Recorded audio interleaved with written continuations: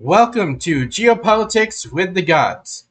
This video is dedicated to geopolitical risk forecasting with the wind gods.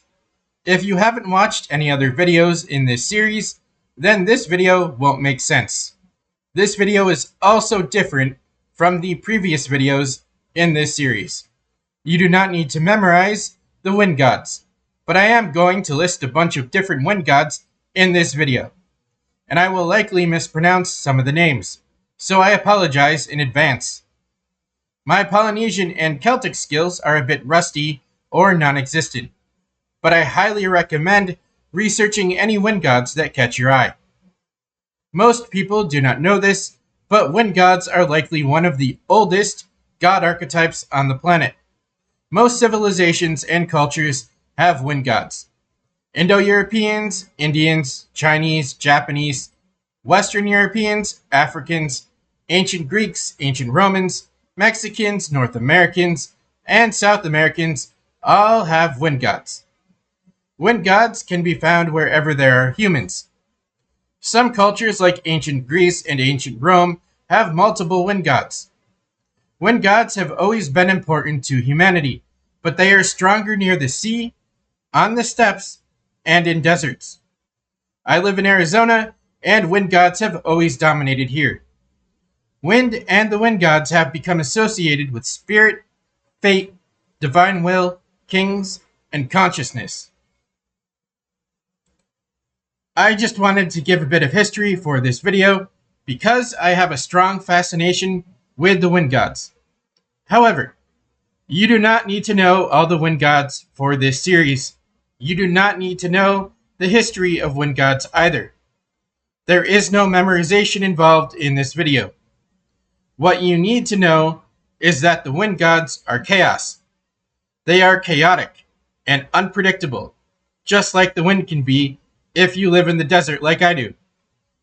They are most active when things in civilizations are destabilized. They are less active when things are stable. In other words, change and uncertainty are when they are on the rise. They will be on the decline when everything is going well. This makes it easier to spot if one is on the rise or not.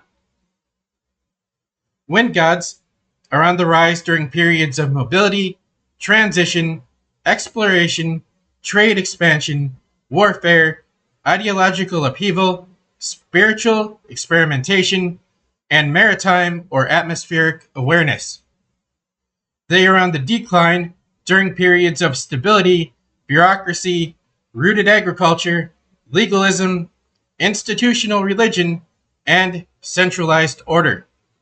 This is the core of this video and why I wanted to make it.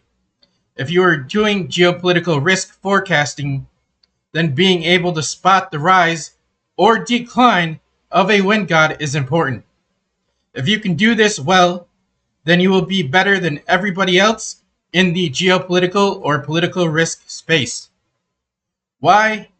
Because you will be able to spot the transition period between the rise and decline of a wind god. Being able to see which way the wind is blowing is where you will make a lot of money. The rest of this video will be me going over the names of all the wind gods that I could find. There might be more. I don't know. If you are interested in the wind gods, then I would recommend doing some research on them.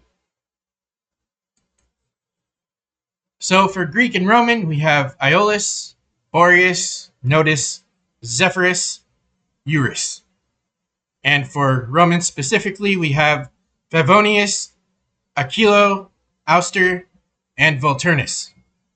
For Norse and Germanic, we have Nord, Kari, and Odin. For Egyptian, we have Shu and Amun. For Mesopotamian, Sumerian, and Akkadian, we have Enlil, Ishkur, and Adad. For the Canaanite and Levantine area, we have Baal. For Hindu and Vedic, we have Vayu, Pavana, Maruts, and Indra. For Korean, we have Yeongdong Haman, and I'm sure that I did not pronounce that correctly.